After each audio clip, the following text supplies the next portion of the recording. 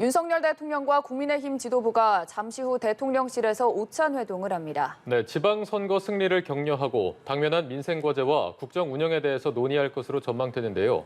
국회 취재기자 연결해 보겠습니다. 장보경 기자. 네, 말씀하신 대로 윤 대통령과 국민의힘 지도부의 오찬 회동 잠시 후 정오부터 시작됩니다. 이준석 국민의힘 대표, 권성동 원내대표 등이 참석하는 가운데 여당 지도부와의 첫 공식 회동이라 어떤 대화가 오갈지 주목받고 있습니다.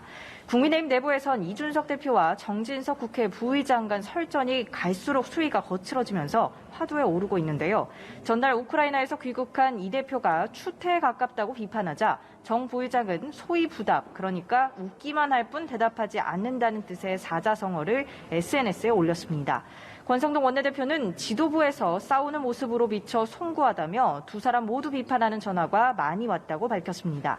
의원 모임 민들레 발족을 놓고선 친윤 세력의 세력화냐 아니냐를 놓고서 해석이 분분한데 권 원내대표는 당 공식 당정협의체가 있어 별도로 오해받을 수 있는 모임은 부적절하다고 본다고 말했습니다.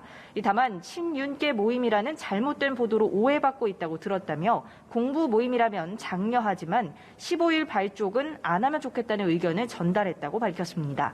국민의힘은 민주당의 법사위원장 권한축소 주장에 돌려주자니 원죄가 있어서 빈 껍데기만 주겠다는 것이라고 다시 압박했고요.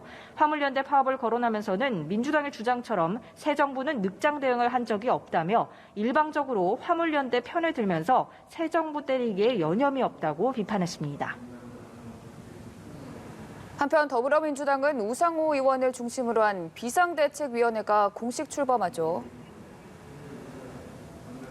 네, 더불어민주당은 오늘 중앙위원회를 열었습니다. 4선이자 86그룹 맏형격인 우상호 의원을 주축으로 하는 비대위 인준안에 대한 투표에 돌입한 건데 마지막 절차입니다. 오후 3시까지 진행되는 투표를 거쳐 비대위가 추인받으면 8월 전당대회까지 약 2달간 당을 이끌 새 지도부가 됩니다.